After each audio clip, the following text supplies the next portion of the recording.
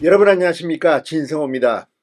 김명수 대법원장이 퇴임을 앞두고 기자 간담회를 열었습니다.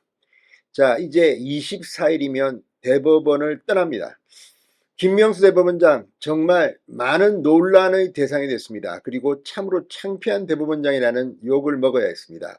재판은 지체됐고 특히 문재인 정권의 실세 정치인과 관련된 울산 선거, 이 울산시장 선거 개입 의혹 같은 사건은 정말 말도 안 되게 지체되고 있습니다. 이제야 1심 판결을 앞두고 있습니다. 이런 가운데 우리법연구회, 국제인권법연구회 특정 성향의 판사들이 승진을 독식했다는 비판도 받고 있습니다. 무엇보다 엘리트 판사들이 법원을 떠났습니다. 김명수 대법원장은 일부 사실을 인정하면서도 변명으로 일관했습니다. 그리고 무엇보다 창피한 일은 곧 한 달도 남지 않은 퇴임을 앞두고 김명수 대법원장이 퇴임 간담회에서 검찰 수사를 언급했다는 겁니다. 자, 우리가 뭐 드라마나 영화나 또 이 뉴스에서 늘 보는 겁니다. 검찰에 출두하거나 하는 피의자에게 마이크를 들이대면 검찰 조사에 성실히 임하겠다. 대법원장을 그만두는 김명수가 이 말을 했습니다.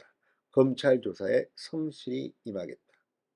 그만큼 퇴임한 뒤 김명수는 사법 처리될 가능성이 높습니다. 자, 지금 삼권 분립 국가에서 검찰이 현직 대법원장을 기소하고 수사하는 것은 부담을 느끼기 때문에 퇴임한 뒤 9월 24일 퇴임이니까 아마 추석 연휴가 끝나고 바로 부를 겁니다.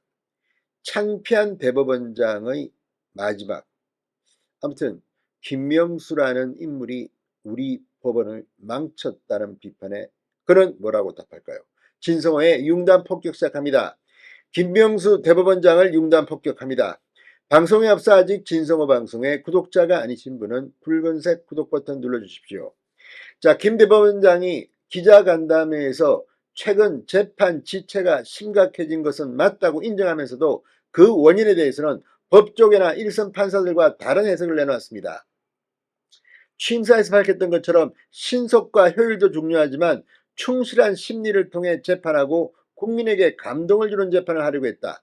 경력 법관들이 늘면서 예전처럼 사명감과 열정만 갖고 일하기 어려운 상황이 됐고 법관 수도 부족하다. 코로나로 재판이 정지되는 등 복합적인 원인으로 재판이 지연됐다고 주장했습니다. 참으로 한심한 말입니다. 정말 변명, 우리 사람이 없어가지고 말이야.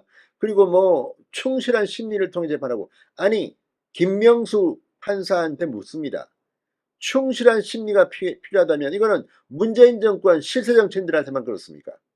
조국 전 장관, 정경심 씨 뭐 전부 다 질질질질 끌었습니다. 그리고 그 중심에는 김미리 부장판사와 같은 특정 성향의 이 김명수와 같은 서클 후배들, 이런 사람이 있다는 말에는 동의합니까? 아무튼 정말 창피합니다. 끝까지 변명을 읽어야 합니다. 그것보다 더 창피한 것은 퇴임 후 검찰에 소환된다는 겁니다. 김명수 대법원장은 이 질문에 수사가 진행 중이라 말하는 건 적절치 않지만 원론적으로 수사가 정당한 절차에 의해 진행되면 성실히 임하겠다. 여러 불찰로 많은 분께 심리를 끼쳐 죄송하다. 제가 말도 조심했어야 하고 몸가짐도 조심했어야 했다. 이렇게 말하게 됐습니다. 말도 조심했어야. 말만 그렇습니까? 아무튼 거짓말을 해가지고 대법원장이 이건 정말 그 당시 그만뒀어야 합니다. 참으로 창피한 인간입니다. 자, 김명수는 2020년 5월 임성건 전 부장판사가 건강상 이유로 사표를 내자 지금 탄핵하자고 저렇게 설치고 있는데 내가 사표 수리했다고 하면 국회에서 무슨 이야기를 듣겠나 거부했습니다. 이 사실이 언론에 통해 알려지자 김명수는 이를 부인하는 답변서를 국회에 보냈습니다. 임 전 부장판사는 대화 녹취록을 공개했습니다. 새빨간 거짓말 하지 마라 김명수야, 이런 취지였습니다. 거짓이 탄로나면서 김명수는 도덕적으로도 논란이 되고 있습니다. 그런데 지금까지 마지막까지 버티고 앉아 있습니다. 자, 김명수의 대법원에서 무죄 판결을 받은 이재명, 그리고 문재인 전 대통령의 일당들은 많은 혜택을 받다는 의혹에 대해서 뭐라고 답할 겁니까? 이제 김명수는 그만둡니다. 이재명, 문재인, 이제 상당히 힘든 일이 벌어질 겁니다. 김 대법원장은 또 인사가 공정하게 이루어졌다고 생각하느냐 이 물음에 사법행정자문회의 법관인사분과위원회를 만들어 검토를 했고 블라인드 방식으로 진행했다. 인사에 개입하지 않고 나름의 공정을 유지했다고 생각한다.